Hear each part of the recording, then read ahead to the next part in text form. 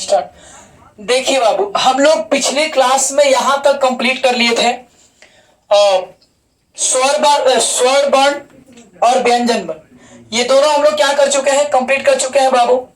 तो आज हम लोग जानेंगे अस्पर्धी व्यंजन वर्ण में। आपको ये सब बता दिए हैं कि 5 प्रकार के होते हैं। स्पर्श व्यंजन, स्पर्श व्यंजन की संख्या 25 होती है। अंतस्थ व्यंजन, ऊष्म व्यंजन, है ना, अंतस्थ व्यंजन, ऊष्म व्यंजन, और एक होता है कुछ बहुत संयुक्ताक्षर जो छत्र ज्ञ स्र। यहां तक पढ़ा दिए थे ना पिछले वीडियो में, यहां तक बता दिए हैं। और आज हम लोग यहां जानेंगे कि वर्णों का वर्गीकरण।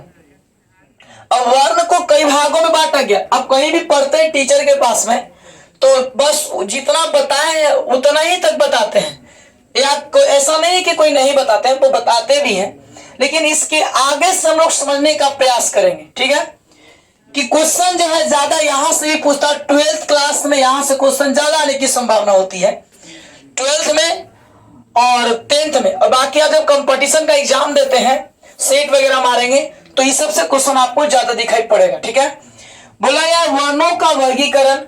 तो वर्णों का वर्गीकरण जो है, घोष के आधार पर वर्ण को 2 भागों में बांटा गया है। घोष के आधार पर वर्ण को कितने भागों में बांटा गया बाबू? तो घोष के आधार पर वर्ण को 2 भागों में बांटा गया है। पहला बांटा गया है घोष वर्ण और दूसरा बांटा गया है अघोष वर्ण। इसीलिए कहते हैं कि घोष के आधार पर वर्ण को 2 भागों में बांटा गया है। परीक्षा में डायरेक्ट ऑप्शन भी दे सकता है, परीक्षा में पूछ सकता है कि घोष के आधार पर वर्ण को कितने भागों में बांटा गया है। तो आप बोलना, आप ऑप्शन में रहेगा 1 2 4 5 ऐसे। तो कितने भागों में बाबू? 2 भागों में। अब हम लोग पहला पढ़ेंगे घोष वर्ण और दूसरा पढ़ेंगे अघोष वर्ण। तो घोष वर्ण में देखिए आगे सर, आप अच्छे तरीके से वीडियो को रोक करके और एक सही से एक साफ एक स्क्रीनशॉट आप ले लीजिए।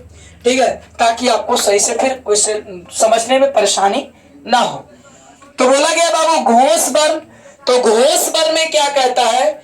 स्पर्श व्यंजन के, है ना, स्पर्श व्यंजन के 5 वर्गों के, स्पर्श व्यंजन के 5 वर्गों के तीसरा, चौथा और 5वां वर्ण। स्पर्श व्यंजन के 5 वर्गों के बाबू, स्पर्श व्यंजन की संख्या के गो होता है 25 गो ना। तो 25 गो में आपको लिखवाएंगे इस तरह से कि क ख ग घ अंग, च छ ज झ इय, ट ठ ड ढ टवर्गीना, त थ द ध न। यहाँ पे देखिए बाबू, हम आपको ये बताए थे कि स्पर्श व्यंजन की संख्या कितनी होती है? यहां तक 25 होते हैं। तो देखो यहाँ पे हम लोग समझ लेते हैं, यहाँ पे ठीक है। स्पर्श व्यंजन की संख्या कितने बाबू? तो 25 होते हैं यहाँ तक। तो बोला गया कुछ कि क ख ग घ अंग, च छ ज झ इय, ट ठ ड ढ टवर्गीना, त थ द ध न, है ना बाबू, प फ ब भ और कुछ म। तो इस तरह ही था ना स्पर्श व्यंजन। स्पर्श व्यंजन की संख्या 25 होते हैं। तो कुछ बोला कि स्पर्श व्यंजन के 5 वर्गों के, स्पर्श व्यंजन के 5 वर्गों के तीसरा, देखो 1 2 3 4 5, तो तीसरा, चौथा और 5वां वर्ण को घोष वर्ण कहलाता है या घोष वर्ण कहते हैं। तो बाबू तीसरा चौथा चल गया ना। देखिए तीसरा, चौथा, 5वां, यानी कि तीसरा, चौथा और 5वां हमारा क्या आ गया? घोष वर्ण में आ गया। ग घ अंग, ज झ इय, ड ढ टवर्गीना, द ध न और ब भ म। ठीक है। और ये आपको पूछता है परीक्षा में ऑब्जेक्टिव में कि इनमें से कौन घोष वर्ण है, इनमें से कौन अघोष वर्ण है, ऐसे करके पूछता है।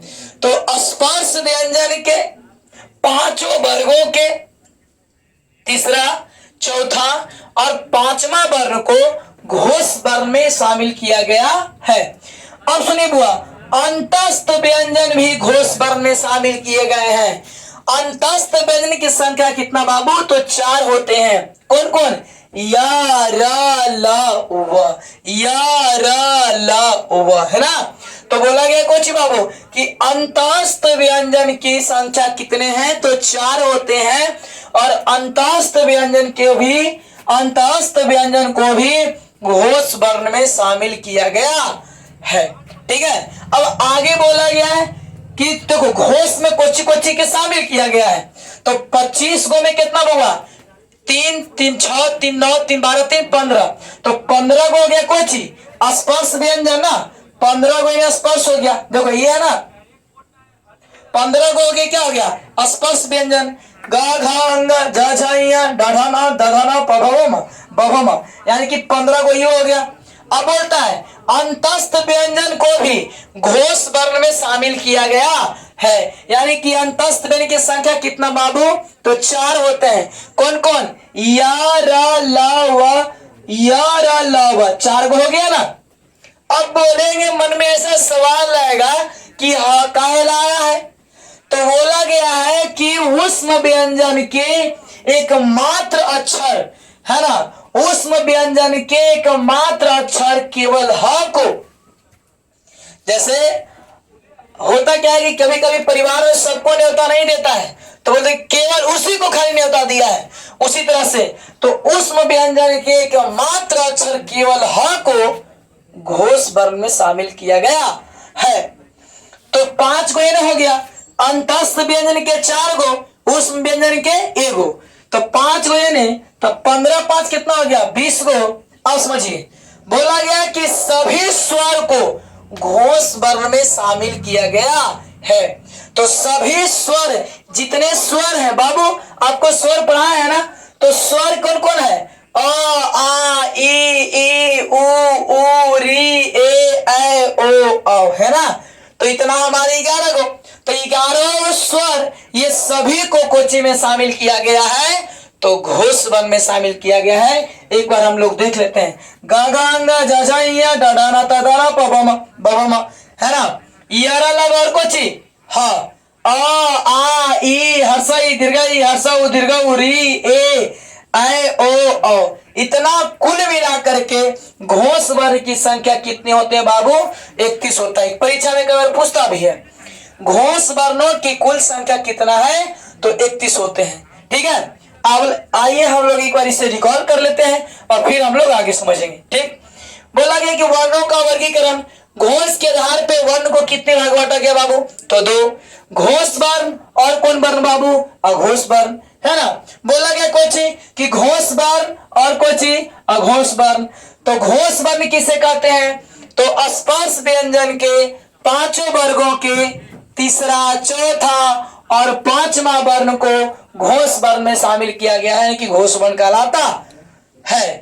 अंतःस्थ व्यंजन को भी घोष वर्ण में शामिल किया गया है। अंतःस्थ व्यंजन की संख्या कितना बाबू? 4। कहता है सभी स्वर को घोष वर्ण में शामिल किया गया है, लेकिन ऊष्म व्यंजन के एकमात्र अक्षर केवल ह को, है ना, घोष वर्ण में शामिल किया गया है।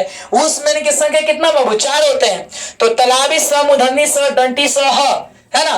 तो तलावी स, मूर्धन्य स, दंती स को साइड करके केवल ह को, है ना, घोष वर्ण में शामिल किया गया है। और बाबू बोला कि सभी स्वर को, जितने भी स्वर है ना, सभी स्वर को घोष वर्ण में शामिल किया गया है। तो स्वर की संख्या कितना बाबू? तो 11 होते हैं। इस प्रकार से टोटल आपका हो गया कितना? घोष वर्ण 31 हो गया, है ना। 15 को इधर, 5 को इधर और 11 को इधर, यानी कि कुल मिलाकर के 31 को। इस तरह से आपका आज कंप्लीट हो गया कोची बाबू घोष वर्ण। हम लोग अगले क्लास में जानेंगे अघोष वर्ण के बारे में। क्लियर?